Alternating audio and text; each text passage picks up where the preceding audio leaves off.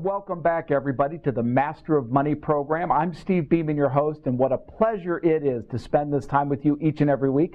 We certainly hope that every week we bring you something new that can help you build a better path to prosperity. So welcome. Whether you join us live for our meetup groups or you join us around the world through these Ustream feeds, we're glad you spend your time with us, and we thank you for devoting that with us. So we're thankful for it. We have worked very hard over the time to build the best content for you, and now one of the things we're doing here at the Society is working hard to bring the best delivery to you. So in addition to now the live programs that are coming through the Ustream feeds, we're also working on tactical spreecasts up on the Spreecast system, where I can talk to members of the Master of Money program every day for free to help them solve tactical issues that come their way. So as always, you can look us up at Twitter at the Safe Society. You can look us up on Facebook at Society to Advance Financial Education. Now you can look us up on Spreecast at the Safe Society as well.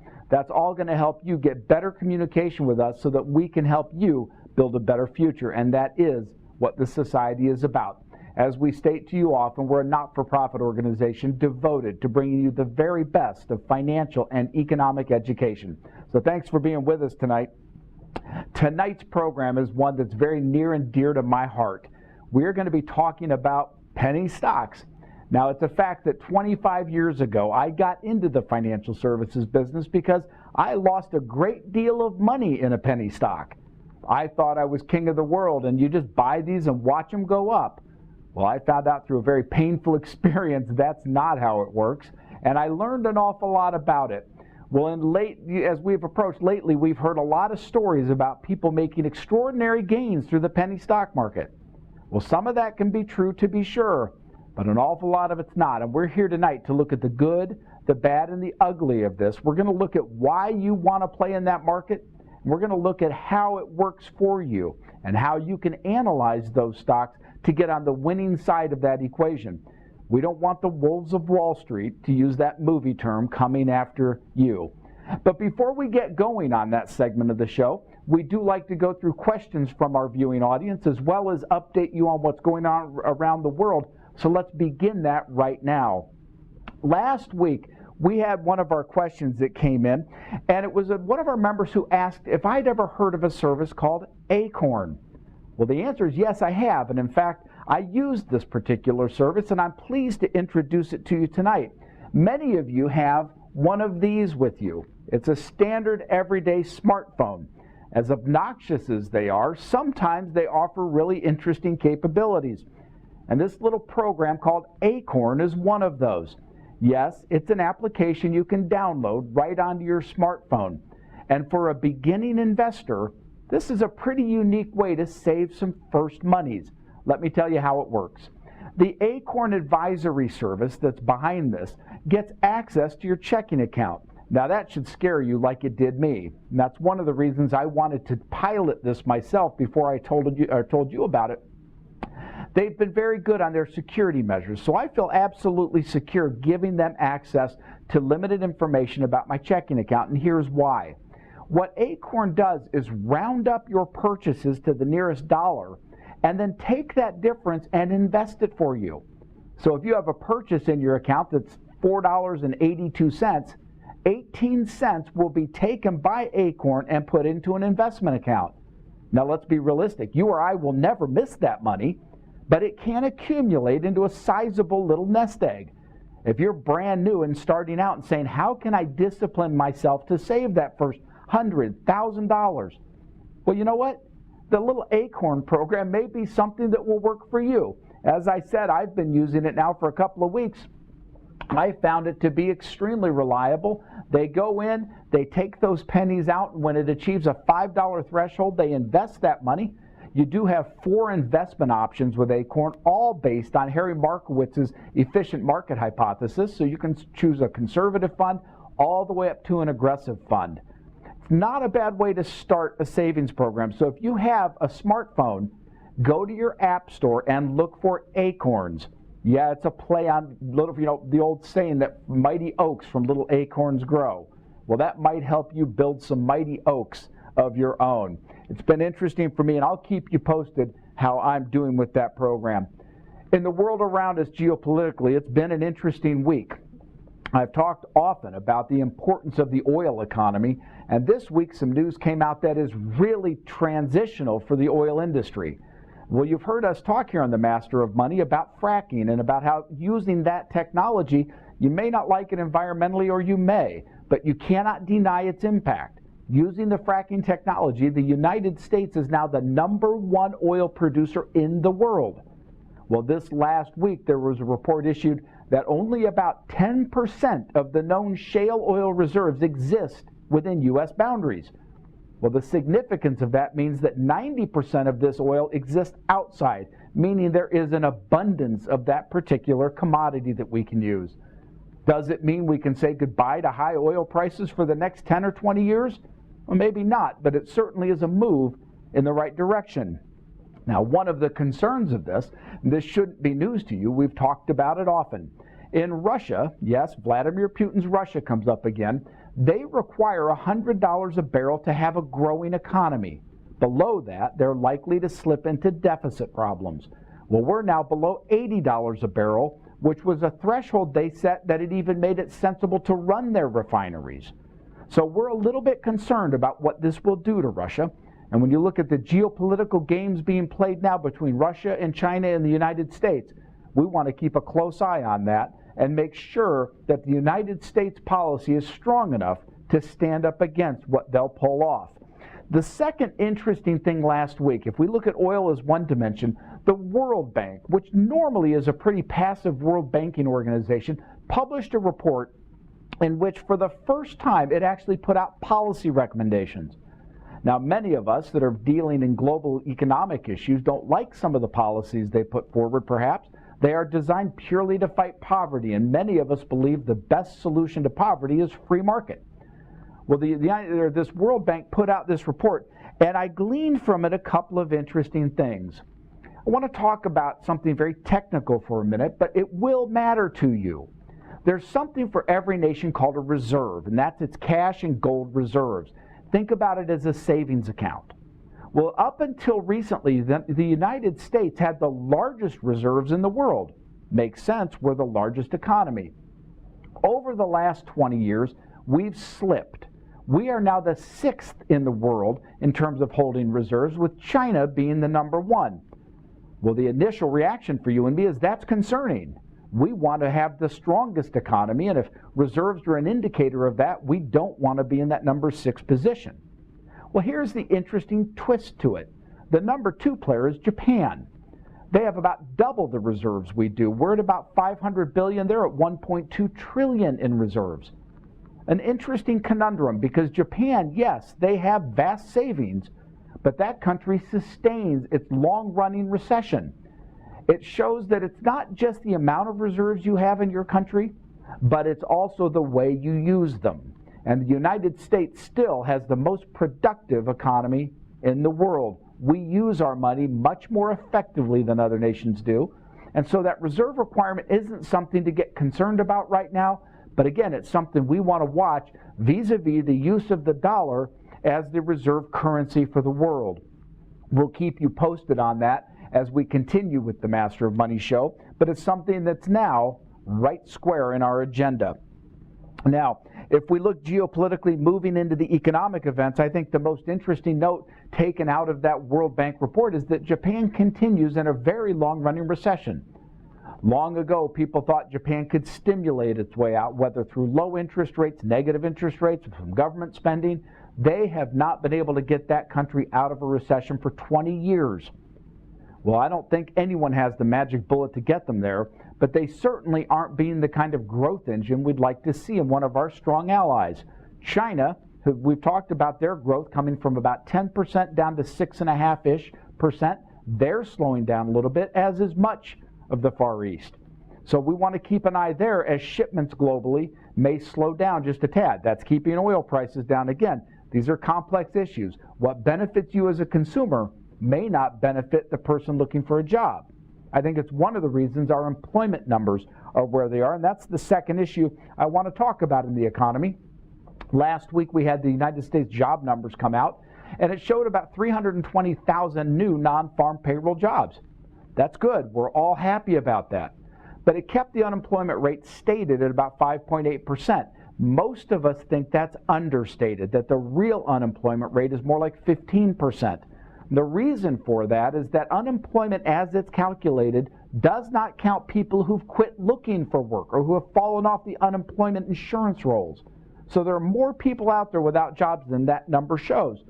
The second thing is that number doesn't differentiate often in the way it's calculated between part-time and full-time employment.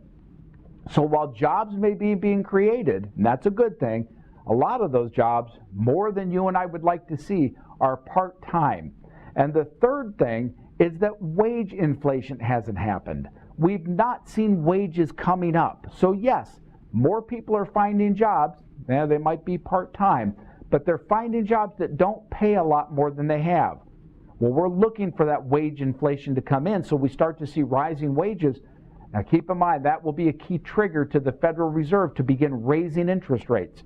So we want to watch those monthly numbers. It's like all of this. We keep a diligent eye on it because we're trying to make sure that you are strategically and tactically placed to build your wealth the best you can. The final thing I want to mention, for the first time since the Civil War, that's a long time, the United States is no longer the largest economy in the world. That honor goes now to China, who surpassed the United States. Now, it's not a huge surprise. If you think about their population compared to ours, they're many times larger than we are. So their economy, probably, it makes sense, would be bigger than ours. The more important statistic, though, is known as the per capita number, and that's per person. If you look at that number, the Chinese have a gross domestic product of about $8,000 per person, meaning that for every man, woman, and child in China, they have about $8,000 in US dollars, $8,000 in wealth. Well, the United States has about 5 times that, with a little over $40,000. So we're far more wealthy than the Chinese, but they are coming up as a formidable competitor. We want to make sure that the policies we put in place in our country make sure that the United States can most effectively compete with that giant country. So that's what's going on in the markets last week. We had a flat week. The S&P and the Dow were down slightly. And our old friend, the VIX, that we monitor for fear in the markets, well, the VIX actually dropped 6%. And what that tells you is that the institutional players aren't that afraid of what's going on. They're very comfortable with the markets right now. Well, we monitor that because if we see the VIX tick up, for those of you who are tactically managing, looking to shift between stocks, bonds, and cash, that VIX can be an early indicator for you. The time to pare back on the stocks might be now. So we'll keep watching that for you. And again, we'll next week report back to you. Now tonight, as I said, we're going to go back and we're going to start with my roots in the business. Before I even became a broker for the E.F. Hutton Company, I had dipped my toe into the financial markets, into the world of penny stocks. There's an awful strong allure to buying something that can go up 100% in a day. Well, there's an awful lot of risk to something that can also lose 100% a day. So we're going to look tonight at penny stocks. We're going to look at the reason they're so strongly desired by people, and we're going to look at the reasons they're so high risk. And we're going to try to walk you through some analysis ideas that help you, if you want to play in that space, maybe help you do just a little bit better of a job. Now, we're not going to talk so much about that movie, The Wolf of Wall Street, but I mentioned that earlier. One of our goals is to make you not become a victim of the wolves of Wall Street, and that's why we want to talk about penny stocks. We want to give you the perfect edge, that when you go out into the markets, you have all of the insight and information they do, so they can't get an advantage on you. That is what we're about tonight. So sit back and relax. We're going to have a brief break talking about robo-advisors. We run this every week because we think one of the great risks you have is becoming, I hate the word, but victimized by a robo-advisor. We think you need personal attention because everyone's situation is unique. And to the extent this helps you get a better handle on that issue, we're glad to show it to you each and every week. So sit back and relax. We will be right back after this with a look into penny stocks and how you can build them for profit, not loss. Have you ever gone online and Googled the words financial advice? When you do, you get over 3 million results. That's a lot of places that want to tell you what to do with your money. There are new websites that take your information, run it through their calculators, and generate automated financial advice with recommendations about how you should invest your assets and plan for your future. They're called robo-advisors, but they're not real advisors because they're not real people. Robo-advisors crunch data, then spit out cookie-cutter recommendations based on financial formulas they have created. Robo-advisors don't know your family, your history, or your personality. They don't know how you feel about your children or your charities. They don't understand what you hope to accomplish with your money. So here's the question. How can you trust financial advice from a source that doesn't actually know who you are or how you feel? You can't. Why? Because you are a person, not a number. You're an individual, not an algorithm. To get personalized advice, you want a qualified financial advisor who knows you, not a computerized avatar that thinks it does. You want an advisor with proper credentials and credibility, supported by an organization with compliant process and protocol. That's what we have. That's who we are. And we have the ability to understand you better than any computer program. Of course, we have the latest innovative technology too, but we use our technology differently. We use technology to support our expertise, not to replace it. We analyze, evaluate, and interpret your data to provide advice specifically for you. Advice about how to achieve your unique financial goals.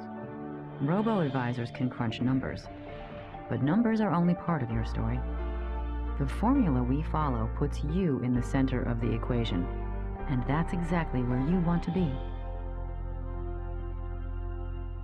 Hello and welcome back once again to the Master of Money program. It's great that you're with us tonight. We hope that you enjoyed that first part. Every week we really do try to keep you abreast of what's going on around the world so that you're never surprised when it comes to reading the evening news or getting a report from your broker. So we're glad you enjoy that. We've gotten really good feedback. Again, always feel free to write us at questions@safefinancial.org. That's where we get our questions from the viewers, and we love to get them. And we'd like to help you as best we can.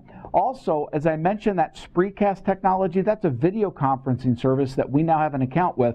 So if you have a specific issue that you'd like to talk with us about, just send us a note at steve@safefinancial.org, and I'll make sure we schedule a Spreecast just for you. So we're glad to have you on board with that. Now tonight, as I said, I'm taking you back to my roots. When I got into business, my gosh, almost 30 years ago now, it was because I'd gotten involved in the penny stock market. I saw something that made fortunes for people, and I equated it with things like Microsoft. If you go back to the 1980s, we had the first of the tech bubble, tech revolution really, with Apple and Microsoft and other companies like that, who came public and made fortunes for people. I think Bill Gates made $350 million the day Microsoft went public. Not a bad payday. So I wanted to play in some of that space. So I became familiar with the pink sheets and with penny stocks. Well, what is the allure to these things? Why do people play in stocks that deep in your gut you know are highly risky? Well, the reason's simple. Greed and fear. Those two drivers in the economy that never leave any of us are the things that drive us to play in the penny stock market. Specifically the greed side of that equation. Many people out there aren't content to earn 8-10% in the normal markets. They're looking for returns more like 30, 40, 50%. In fact, I'll tell you a quick story. When I started my research company, Chicago Investment Analytics, I had a friend of mine call me, and he said, "Steve, I need your help."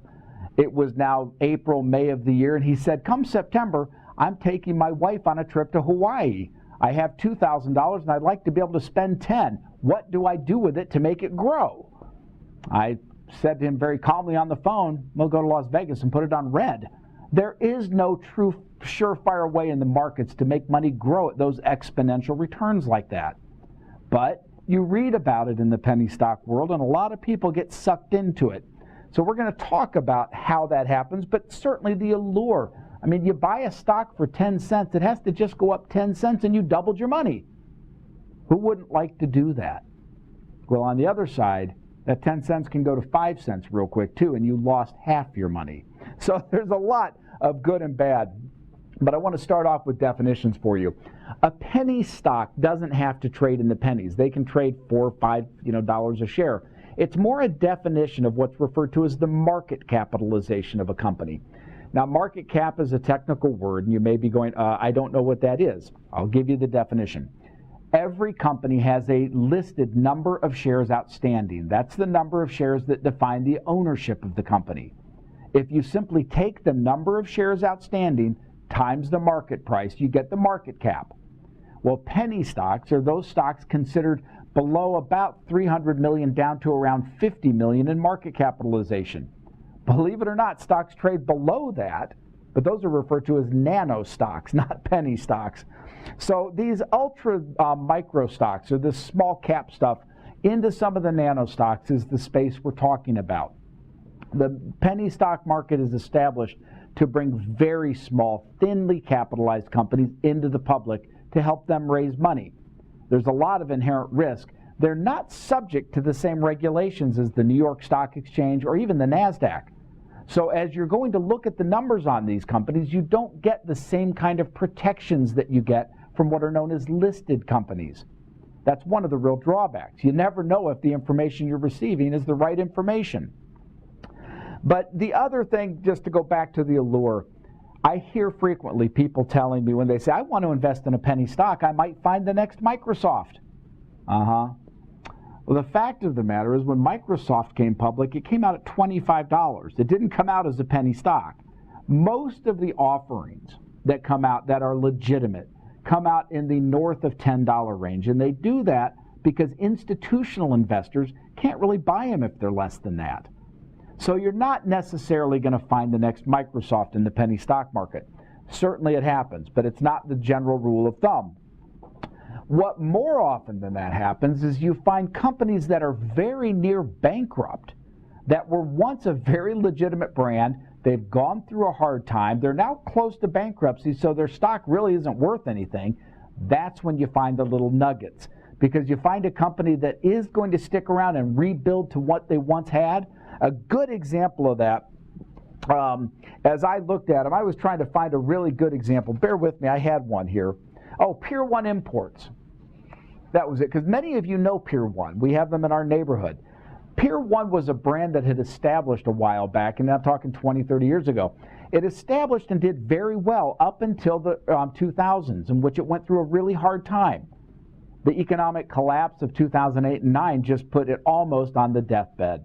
But as that company faltered, its stock dropped into the very low pennies range. Well, had you bought it at that level, it's now up at the $20 range, so you'd have made an exponential return. That ability to go in and find stocks that are or close to bankruptcy but not there and coming out, that's where you'll make your money in the penny stock market. Now, before I go into some specific analytical points, I want to talk a little bit more about these risks. I talked about how the registered exchanges like the NASDAQ and the New York Stock Exchange or the American Stock Exchange have rules that are not followed by these companies. Well, there's more. They usually don't have audited financial statements. Oftentimes, that's a cost issue. They just don't have the money to go through an audit, but that leaves you, the investor, in a position of not really knowing if their numbers are accurate.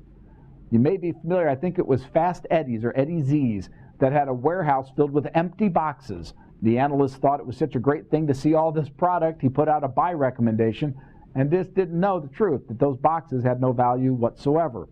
So an unaudited company can present quite a risk to you as you decide to put your money in it. The other couple of things, there sometimes can be real liquidity problems with these.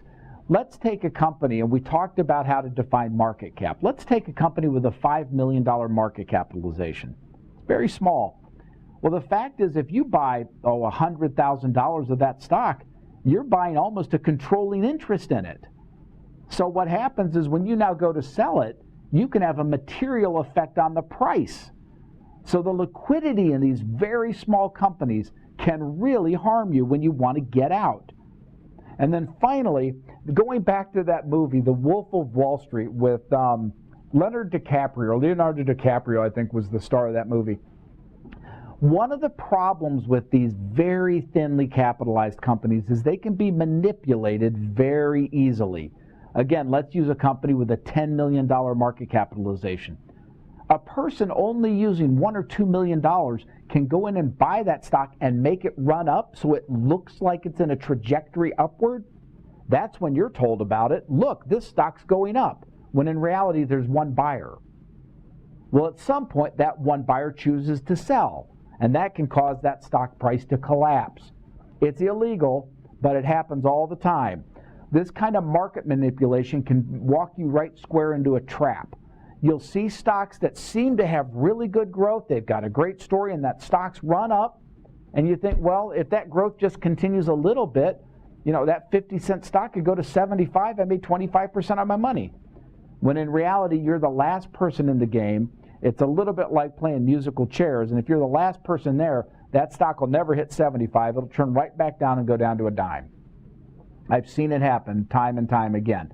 Stocks run up and run down, run up and run down, and they do it because whoever has the controlling capital for that stock makes it happen. So it's a high-risk game that you're playing, but there are some things that I think you can look at. I've scoured the world to find the best research ideas for you. I don't have all the answers. I would never claim I do. So I got some of these ideas from professionals who deal in the penny stock world. But here are things they look for. Some of it's pure common sense, and you'd know it if I didn't tell you, but it helps to lay it out. Number one, before you ever buy into one of these companies, make sure that the product or service they have appeals to you. Don't buy a product that might appeal to a group of people, because you never know if might will happen. Buy something like Pier 1, where they have an offering it's an appealing offering. They just haven't gotten it out yet. Look at the commitment of management. This is an interesting one. A lot of times you can look into these companies and see that management's not committed to the business. They're committed to the stock. Fundamental difference. You want managers who are out to build a company, not get rich off stock movements.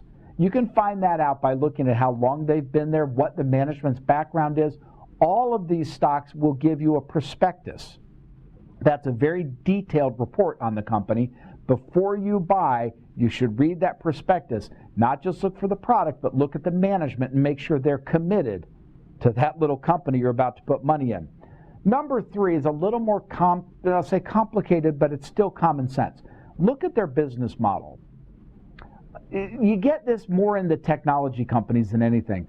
For some reason, people get into technology companies whose business model shows them losing money in perpetuity, but they've bid up the value of them to astronomical levels. Well, ultimately, the value of your stock is contingent on the value of that company's earnings. So you want to make sure before you ever touch these companies that the earnings that you're looking at can materialize. For example, it's very common for companies to lose money in their early stage because the cost of product development, the cost of building the plant and equipment, it's all very high. Once they get into production, though, the price to sell the good is high enough that it covers all their costs. You should be able to see these things so that their business model makes good sense to you. Additionally to that, you should look at their marketing. I don't claim to be a marketing genius, and some of you may be, but some of you aren't. But their marketing program should make sense to you. It goes once again to the commitment of management. If they don't have a thorough and well thought out marketing program, well, then they're probably just out to ramp the stock price up and get out. So you want to start looking, again, we're into some fundamentals of management quality. We're looking at the business model, the marketing plan. We want to look at companies that have a positive, what's called return on equity. The equity of a company is its ultimate worth. That's its balance sheet. After I sell off all my liabilities and pay those off, how much do I have left? That's my equity. You want a return on that. And I'll give you a little hint here that's very important if you're going to become a master of money. The greatest investor of the 20th century is Warren Buffett. Very few people would disagree with that. And when they talk about Warren Buffett's returns, they don't measure his returns in stock price returns. So if you were to ask him what his total return is, that's stock price plus dividend change, it's not that great. What made Warren Buffett the greatest investor of the 20th century is he measures his performance as return on equity. he's averaged about a 17% per year return on equity, and that's phenomenal. So that's the measure you want to look at more than the stock price. That's the fundamental value of the company. If you have alignment between management, marketing, the business model, the return on equity, then you start to get a picture of a pretty sound company that's in short-term trouble. Those companies can be the diamonds in the rough. But the other thing you want to look at is insider buying. Frequently in these stocks, and I've kind of alluded to this in prior comments, but you get situations where the people are more interested in the stock price than the business. You want to watch if the insiders are selling or if they're buying. Buying from the insiders is extremely bullish. Even in the larger cap companies, you will find that selling stock is much, much more common than buying stock. It's not always a bad thing. Think about executives with stock options. They have kids going to college. They have other things they need money for. They sell their stock to pay for that. In these companies, though, it becomes extremely important. You want to find situations where the insiders are actually buyers or net buyers of that stock. So again, we start to line up. We have a good business model, good marketing, a product that's attractive to us. We have management that's committed, that's proven by their buying. And finally, we see that price rising with increasing volume. We don't just see a stock moving up without volume associated. We want breadth. We want a lot of people buying this stock. When we find those things line up, well, those are the diamonds that you will find make extraordinary returns. It takes a lot of work. You know, I get oftentimes talked about with, is there an easy way to make money in the markets? And the answer is there's not. The players who make a lot of money work really, really hard. And one of the things they work on is finding situations like this, where all of a sudden they can say, here's a real diamond in the rough. Wow, this company is going to move because of these fundamentals. They just ride the wave. So as you begin to look at your portfolio, if you want to take a little extra risk to juice up the return, looking into the micro and ultra micro or nano companies can actually do that. Now, if you want to play in the space, but you don't want to do the individual stock route, well, you can bet your bottom dollar that companies have known that and put together these packaged products to help you. And yes, there are some ETFs that actually do this. If you look at Vanguard or iShares, both of those companies sponsor exchange-traded funds that invest specifically in small micro and ultra micro cap stocks. Now, they're not going to give you the huge returns that the one-off winner got. But over time, small caps, companies, if they're well managed, do better than the big established companies, so it can add to your portfolio. But it's not an area to enter lightly, and it's not one that you want to enter without a great deal of thought.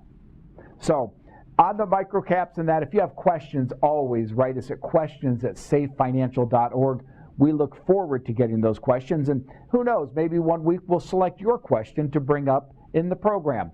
Now we're pleased. It's time to go back and look at our stock of the week presented to us from Superstock Investor. So far, we've looked at Ford Motor Company, and we talked about the fundamental reasons Ford should be an attractive issue for you. We also looked at Cisco. Now, Ford has done extremely well. We've never suggested that Superstock's recommendations are always right. We use these as a learning tool for you to learn what to look for in a company. Often there's correlation between good fundamentals, good price behavior, and subsequent move. Well, it just so happens on Ford we hit it very, very well. Their F-150 is looking like a very big hit.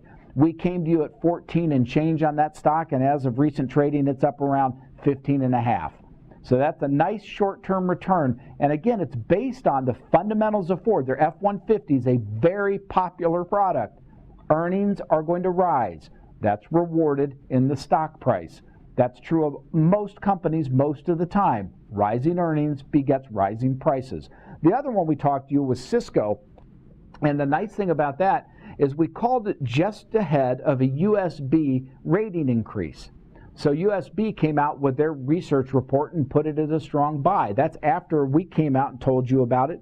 It's moved a great deal. It's up to 27 and change. Again, we're not so much concerned with telling you the hot stock to go buy. It's more the process through which you can learn how to evaluate these companies. And both in the case of Ford Motor and Cisco, you have fundamentally strong companies that had price behavior that indicated a near-term price response. Well, again, questions at safefinancial.org can become your best friends when you want to learn more about those things.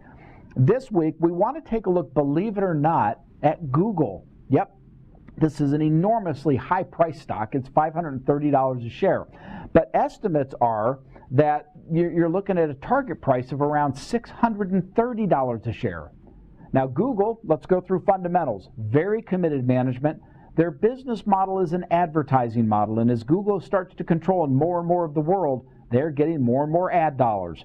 They've got strong institutional support in the stock. We've seen some price behavior lately that makes us think it's attractive. So we think you've got an upper limit of around 596 to 620, somewhere in that range. If you want to look at Google, you might learn some things from it. But Barron's just came out with an article on Google and put the price at 634. We think it's interesting, and again, it's a situation that you can learn to look at the fundamentals of the company with the price response and maybe find some winners. So that's our program for tonight. We are glad that you joined us. The Master of Money program is produced and written for you, members of the Society to Advance Financial Education. We are a not-for-profit organization, and we welcome the financial support of viewers just like you. We want to thank some of the people who participate with us. Ron Blake, who presents our music that you hear before the program starts. Chris Yantz, who wrote my theme song that you hear after the show. And certainly our friends at Harvest Investment Services for letting us use these beautiful facilities, both for the recorded programs, the live programs, as well as our on-site programs. We want to thank all those people, and finally Superstock Investor for giving us their stock of the week. We look forward to these partnerships as they help build better information, better content for you, and ultimately help you become a better master of money. We look forward to seeing you next week on the program.